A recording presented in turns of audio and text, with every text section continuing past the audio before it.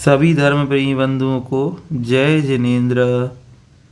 हम सभी आचार्य समंत भद्र स्वामी द्वारा रचित ग्रंथराज रत्नकर्णक श्रावकाचार्य जी का स्वाध्याय कर रहे हैं, जिसके अंतर्गत हम लोग आज सामायिक शिक्षाव्रत का अंतिम श्लोक उसके अतिचार पढ़ने जा रहे हैं। हम लोगों ने पूरे सामायिक शिक्षाव्रत को पढ़ लिया है। आप पूर्व की वीडियो में सारी चीज़ों को देख सकते हैं। अब हम लोग आज दो श्लोकों को पढ़ेंगे, 105 और 106। 105 श्लोक में शिक्षाव्रत के जो सामायिक शिक्षाव्रत है उसके अतिचार बताए जा रहे हैं, उच्चारण करते हैं। आइए सभी लोग मेरे साथ बोलिए।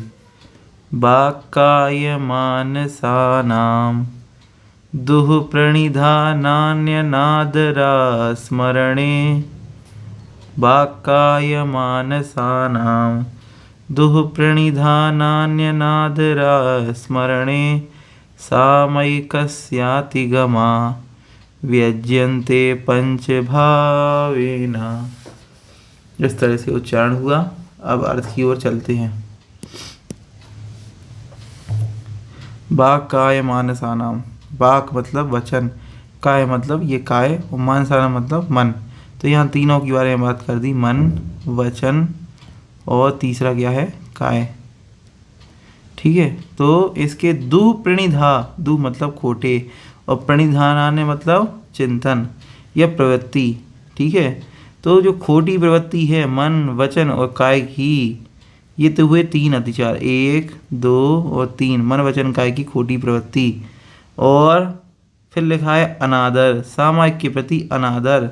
जो सामायिक की विधि है उस विधि के अनुसार सामायिक ना करना, ये है अनादर। और आयस्मरणे, ठीक है, आयस्मरणे मतलब आयस्मरण, भूल जाना। विधि क्या है सामायिक की, किस तरीके से सामायिक की जाती है, किस तरह से दिग्बंधन आदि किया जाता है, उस समय धूप लगाई जाती है, किस समय किस दिशा की ओर जाया जाता है, भूल जाना। अनादर, जिस तरीके से करनी है जल्दी जल्दी घुमा रहे हैं, सामायिक में जल्दी जल्दी ड़ों का बंद की माला फेरे जा रहे हैं, मंत्र भी जल्दी जल्दी बोले जा रहे हैं। इस तरह से ये जो 5 हैं, ठीक है, ये 5 सामायिक से सामायिक के व्यतिक्रमा मतलब व्यतिचार, व्यज्यन्ते मतलब कहे गए हैं, पंच मतलब 5, भावेन, भावेन मतलब परमार्थ से, परमार्थ से ये 5 अतिचार कहे गए हैं।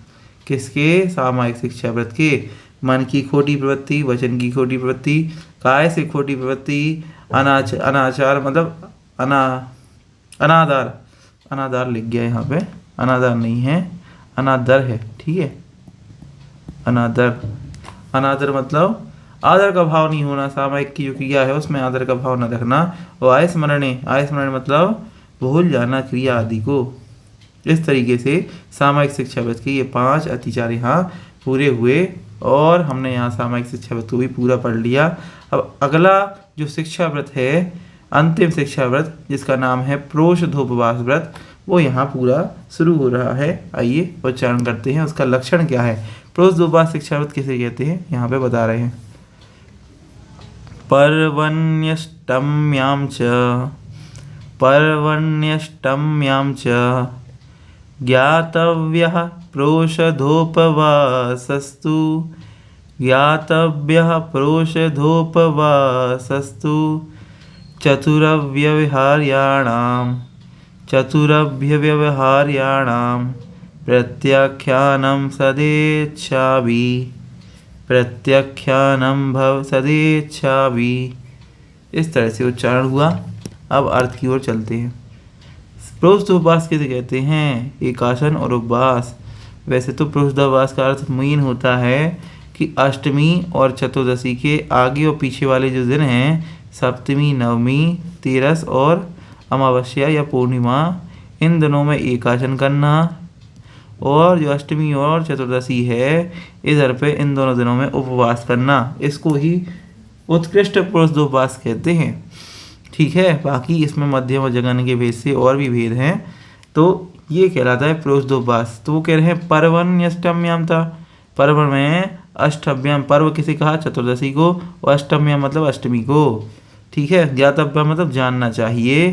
प्रोषधोपवास, प्रोषधोप शिक्षाव्रत, प्रोषधोपवास जो शिक्षाव्रत है वो किस किस दिन होता है, अष्टमी और चतुर्दशी के दिन ही होता है। इसमें क्या किया जाता है, चतुरव्य मतलब 14 प्रकार के, व्यवहार्याणाम मतलब चार प्रकार के आहार का त्याग। चार प्रकार के आहार कौन कौन से होते हैं? खाद्य, स्वाद्य, लेय और पेय।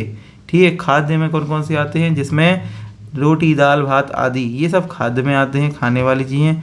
स्वाद जिसको चाट के खाया जाए, ठीक है, ये है स्वाद।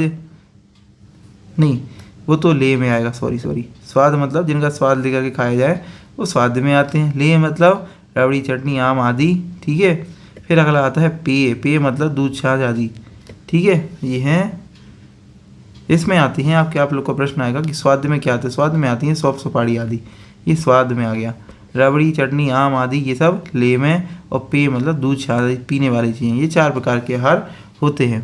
तो चतुर्व्यवहारायम, चारों प्रकार के आहार का त्याग होना ही प्रत्याख्यानम। प्रत्याख्यान मतलब त्याग करना। सदेच्छा भी, सदेच्छा भी मतलब होता है इच्छा भी।